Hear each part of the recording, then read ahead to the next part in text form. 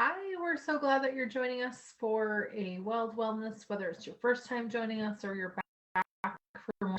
I am Renee. I'm the child specialist on our Colorado Spirit team at North Range. And with me today is Hi, everyone. My name is Shauna, and I am the team lead for our Colorado Spirit team.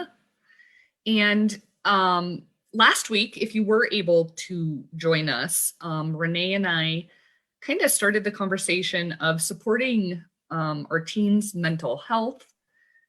We talked a little bit about some of the basics for maintaining good mental health for our teams, and also provided, just some warning signs, what us caregivers may notice if our teens are struggling with mental health. And today we'd like to just provide a few tips of the do's and the don'ts of what to do or how to navigate the conversation when our teen does come to us and talk about mental health and start that conversation. yeah. So I think that as parents, we all strive to not make mistakes, right? But it's going to True. happen. But especially during this unique time as we're all recovering from the stress of what we've been through over the last year or so. Um, so when you're talking with your teen and bringing up conversation, some things that are important to remember to do. These are things that we want to do. I know some of them are hard for me as a mom because I just want to help and fix. But really, what they need is someone to listen. And so maybe that really is hard for you because you're like me and you want to just jump in and help and offer all these ideas of how to fix their problems. Um, so listen, ask questions. If they're saying, I feel anxious, find out why. Why are you feeling anxious? Is it, you know, friendship struggles? Is it the end of the school year? Maybe your child is transitioning out of high school. They're getting ready to graduate in the next few weeks. And so there's a lot of changes happening and guiding them with that. Learn more information. So we want to learn what's happening that's is it circumstantial of why you're feeling depressed. Um, a lot of people have lost loved ones through this time or haven't seen loved ones through this time. So that could be something to normalize it. Majority of people have some type of mental illness. There's, I think, current statistics are like 1 in 5 people have some type of mental illness that they have. So it's very normal to have some of these feelings. Acknowledge their feelings. This is how kids are going to feel heard. So, you know, in my house, we call it Pete and repeat. This is what you said. This is what I heard you say. And that kind of affirms that you're listening and they're being heard. Offer support, and it might literally say, you might, for parents, sometimes we make it bigger than it really is. For kids, sometimes they make it bigger than it really is. I've got a 13-year-old girl, so I always kind of navigate, is this a real problem or is this just a middle school problem? Because those can look different, right? Depending on the age group. Yeah. And then also advocate for them. If you feel like they need maybe some more support, help them navigate what that looks like and how to get that. Awesome. Thank you, Renee, for those kind of do's. In the don't area, just some things for us to avoid. And I appreciate how you said, Renee, some of these are like, they seem straightforward, like we would all do that, or wouldn't do that.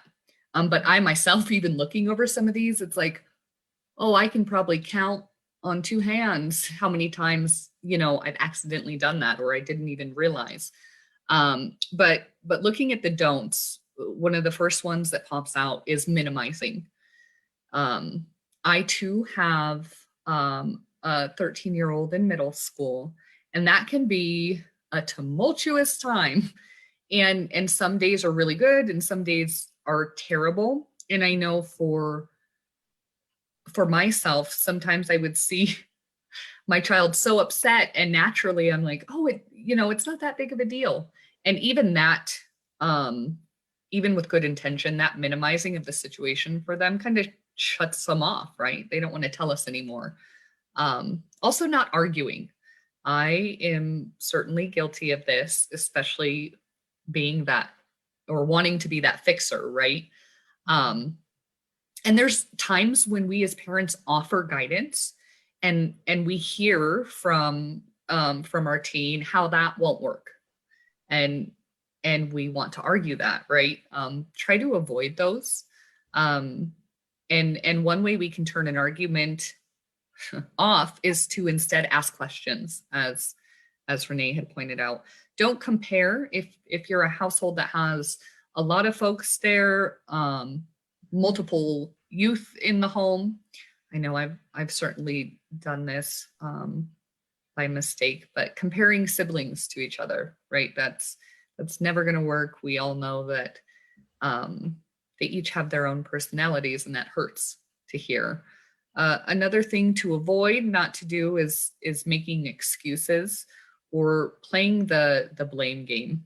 A lot of those things come up for us as parents, right? And as our kids are telling us things, we can recognize maybe where there's some fault, or something took a wrong turn, but sharing that with them isn't helpful, right? And it diverts from how do we support them. So try to avoid blaming and making excuses, and then trying to avoid letting your emotions rule. Sometimes our kids share with us some things that are upsetting and can be triggering for us as adults. If you recognize that happening, try to minimize your speaking in that moment, and try to go back to that rule number one of do's and listen, right? Especially if we're emotionally triggered, because we can tend to say things that we don't really want to in the moment, or that aren't helpful. Yeah. And just, as we give you some tips, just know that we are here if you have more questions or want to continue the conversation more personally and more in depth. We're happy to do that with you. I'm happy to do that with you, because it most likely would be myself on the team doing that. And just know that you can call our warm line is 970-347-2359. And then Shauna, do you have the email available?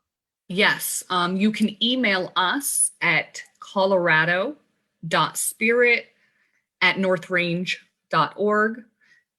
Excuse me. If you're watching this even in later, not live, you can even pop a message in the video too, with ways to reach out. So via Facebook as well. Yeah. So we are super glad that you joined us today. And like I said, please reach out to us, and just know that you are not in this by yourself, navigating your teen's mental health. And we hope you have an awesome day. Thanks so much for coming in. Bye, everyone.